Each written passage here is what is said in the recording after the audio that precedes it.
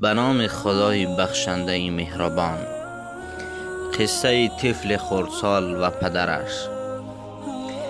پدر وقتی که طهارت میکرد و تیاری به مسجد میدید، پسرش پرسید: پدر جان، به کجا می روید؟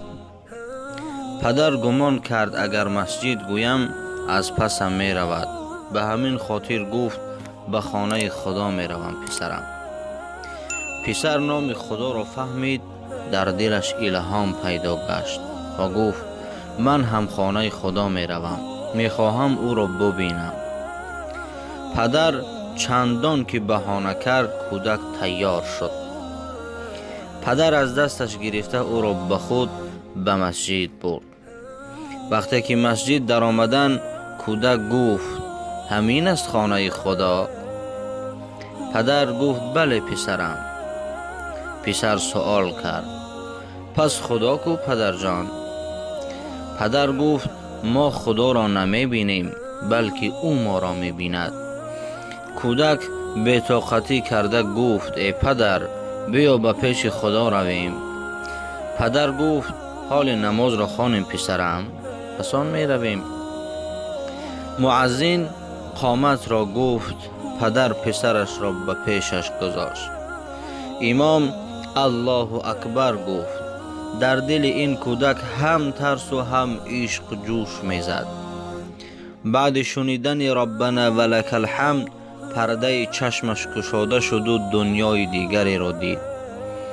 بعد سبحان ربی الاعلی، کودک بی‌طاقت شد.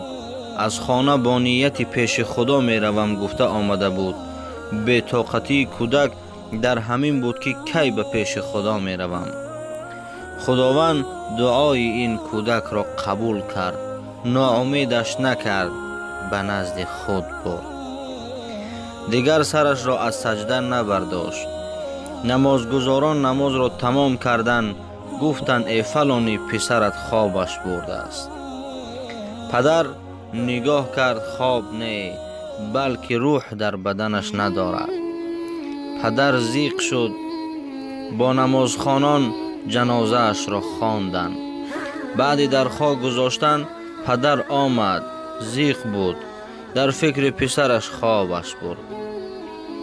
در خوابش دید که پسرش در زانوی راستی رسول خدا صلی الله علیه و سلم شیشته صحبت دارد.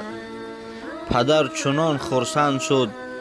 ناگهان در گوشش صدای آمد که ای بنده خدا که برای جگر بندت محزون گشته ای، بنجای پسرت را در قیامت. این شفاعتگر و فخر تو خواهد شد. برای تو مبارک باد که این فرزند از لقمه حلال به دنیا آمده است. او انتظار پدر و مادر می کشد در جنت. از خداوند متعال خواهان هستیم که برای تمام مسلمانان، خاصتا برای شخصان بی فرزند، فرزندان صالح و صالحه، خدمتگار پدر و مادر و خدمتگار جامعه و مسلمانان بگرداند. آمین یا رب العالمین.